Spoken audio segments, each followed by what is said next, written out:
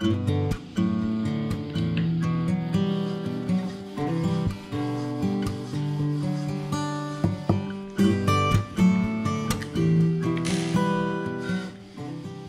à tous et bienvenue sur cette nouvelle vidéo. Je vais vous parler encore une fois de batterie.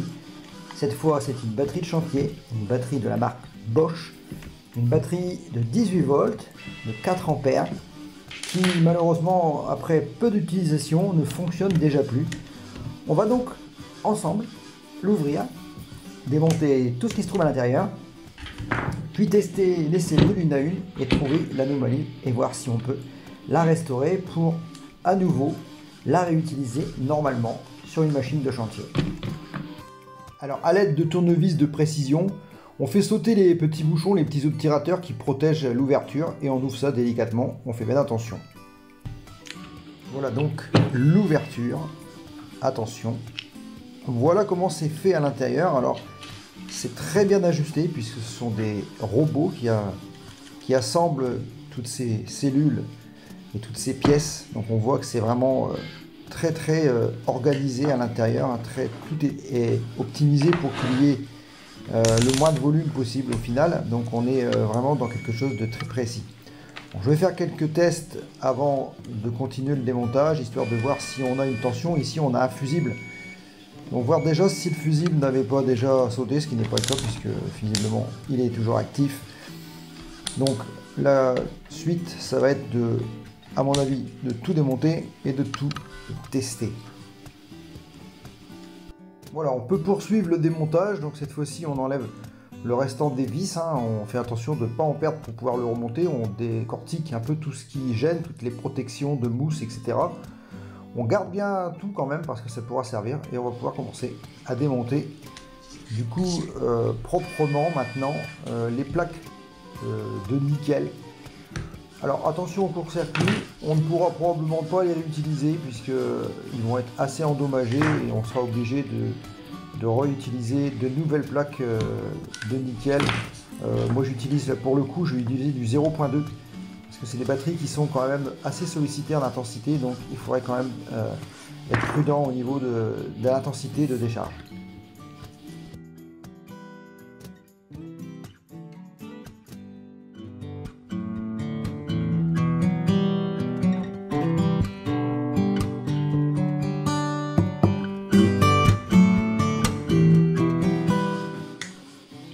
Démonte en premier du coup le BMS qui est d'ailleurs connecté également au cadran de LED qui permet de connaître la capacité restante de la batterie, qui est juste logé derrière le petit écran ici. Voilà, on suffit d'enlever ça et de récupérer le circuit intégré qui est accroché à ce câble et qui permet justement de connaître la capacité de la batterie en temps réel. Alors on fait bien attention, on met bien ça de côté. Il faudra bien le remonter dans le même sens, ça c'est très important.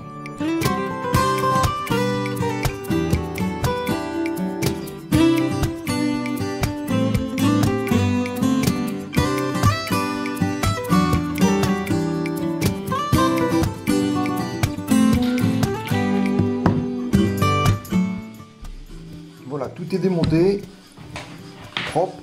Maintenant on va pouvoir déjà commencer par tester les cellules, histoire de voir si on a des cellules d'endommagées dans le pack, ce qui va nous donner déjà un son de cloche sur ce qui arrive à cette batterie. Et on se rend compte qu'il y a des cellules qui sont complètement HS, ce qui provoque automatiquement l'impossibilité de l'utilisation de cette batterie. Voilà, donc toutes les cellules sont extraites du boîtier. Je vais donc pouvoir une à une faire le test dans le bon sens de la polarité, histoire de voir combien il y en a d'endommagés. Et on va vite se rendre compte qu'il y en a pas mal dans cette batterie, puisque plus de la moitié des batteries sont malheureusement hors de service et donc la batterie ne pouvait donc plus être utilisable. On va donc procéder au remplacement des cellules.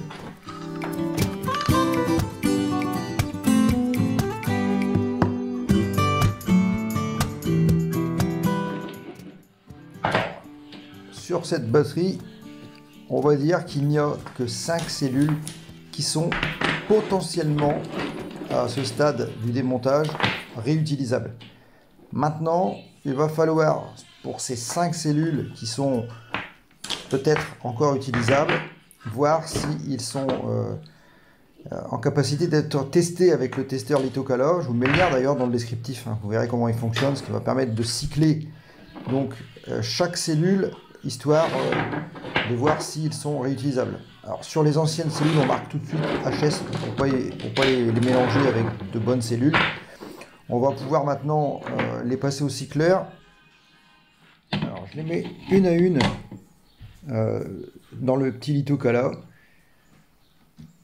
Et je me rends compte très vite que ils ne ils ne prennent pas en fait la charge. Ils ne sont pas reconnus par l'appareil. Donc il y a vraiment un problème avec ces cellules-là, donc les 5 restantes. J'essaie de tous les moyens de déconnecter, de reconnecter. Malheureusement, rien ne démarre puisque je n'arrive pas à activer le mode Fast Test ou MOR Test. Je vais en essayer, je vais essayer les autres. Et je me rends compte que, en fin de compte, eh ben ça veut pas. Ce qui veut dire qu'en fait, visiblement, sur cette batterie, toutes les cellules sont HS. Les 10 cellules ne sont plus utilisables. Il va donc falloir tout simplement les remplacer par de nouvelles cellules. Même en changeant de slot, ça change rien du tout. J'ai tout essayé. Donc, affaire conclue, rien ne fonctionne.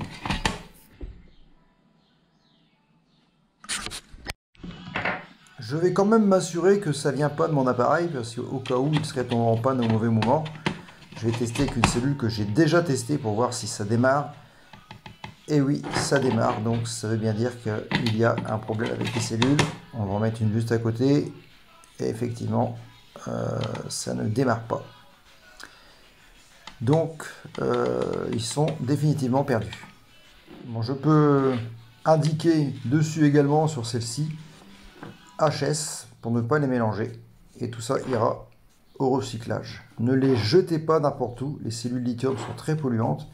Il faut absolument les mettre dans des packs de recyclage. J'avais des cellules que j'avais récupérées, qu'on m'avait données. Ce sont des 2500 donc, qui sont en très bon état. Du coup, je vais les utiliser. On va mettre du coup ce qui va, par le fait, augmenter l'autonomie de cette batterie, puisque c'est une 4 ampères au départ. Le fait de mettre des cellules de 2500 mAh, même un peu plus, va faire que cette batterie va devenir une 5 ampères et aura du coup un peu plus d'autonomie.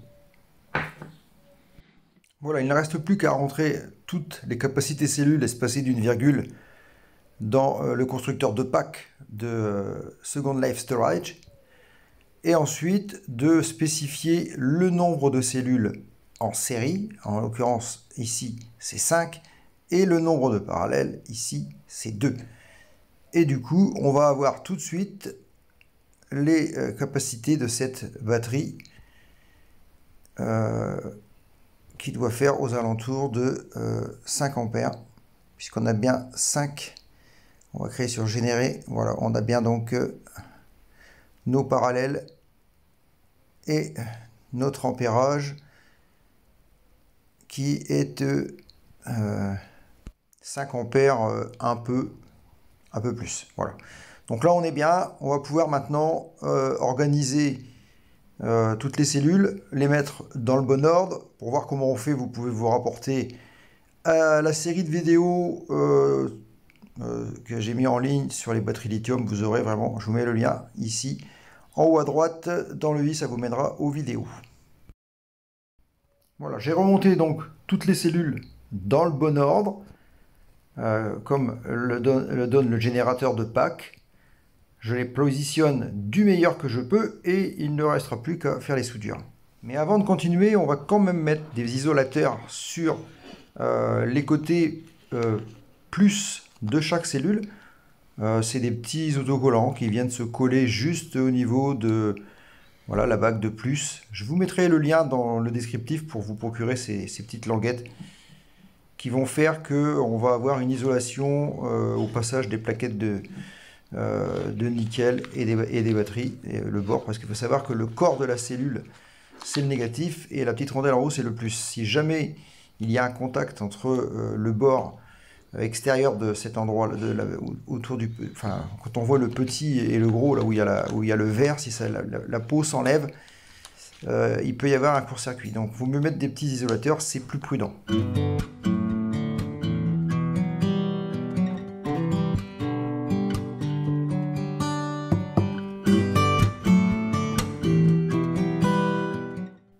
Plus qu'à repositionner le BMS exactement comme il était à l'origine. Voilà, il ne reste donc plus qu'à souder les plaquettes de nickel. Alors moi j'utilise des plaquettes, des bandes, donc j'ai récupéré des carrés, c'est plus facile, ça fait moins de raccords. On fait bien attention de bien pointer, faire des tests avant hein, sur une vieille cellule pour régler votre spot welder. Je vais vous mettre le lien de celui que j'utilise dans le i en haut pour aller jeter un œil, il va très très bien. Ça fait des jolies soudures solides et rapide. J'utilise la pédale au pied pour envoyer l'impulsion. Voilà les soudures. Maintenant, il suffit de répéter l'opération sur le reste des cellules. Il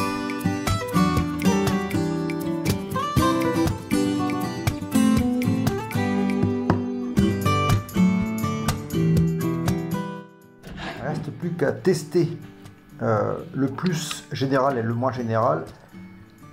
Normalement, on doit obtenir quelque chose aux alentours de 10 volts, voire plus selon l'état de charge des cellules. Donc bon, c'est gagné, ça fonctionne correctement. J'ai bien orchestré les soudures. Voilà, il ne reste plus qu'à mettre un peu d'isolant, recabler le BMS avec une petite modification, puisque le fait de ne pas avoir utilisé les plaquettes de nickel d'origine demande un peu de modification, mais bon, c'est rien de bien méchant, il suffit simplement de bien organiser, de bien isoler tout, et on peut tout faire avec les bandes de nickel, bien remettre tout en place pour que le boîtier se referme correctement.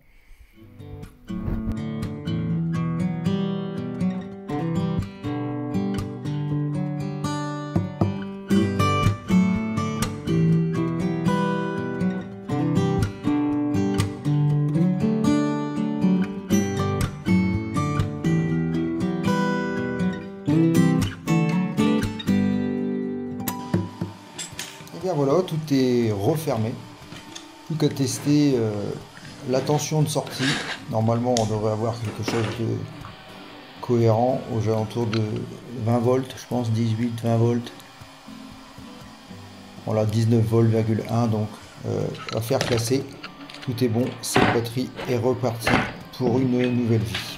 Voilà, donc vous avez vu comment on peut redonner vie à une batterie de chantier, que ce soit de la marque Bosch, Makita, Milwaukee, Peugeot, enfin je suppose qu'il y a comme marque, il y en a plein, Ilti, enfin tout ce que vous voulez, toutes les marques possibles, imaginables de batteries. Ils sont, même quand elles sont totalement HS, vous savez qu'ils sont toujours réparables, il suffit simplement d'en changer les cellules, des fois une ou deux suffit, mais là sur le coup, pour celle-ci, elle était vraiment très endommagée.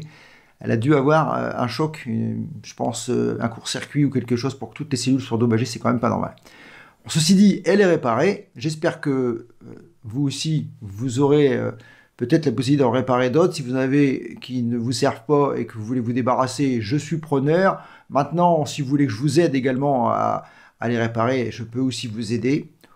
Donc, contactez-moi en message privé sur Messenger si besoin. Si cette vidéo vous a plu, vous pouvez mettre un like, ça vous savez que ça me fait plaisir.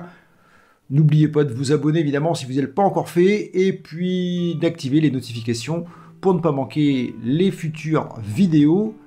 On se retrouve très vite, je dirais même très bientôt, pour de nouvelles vidéos. Je vous dis comme d'habitude, dope au bas, ciao.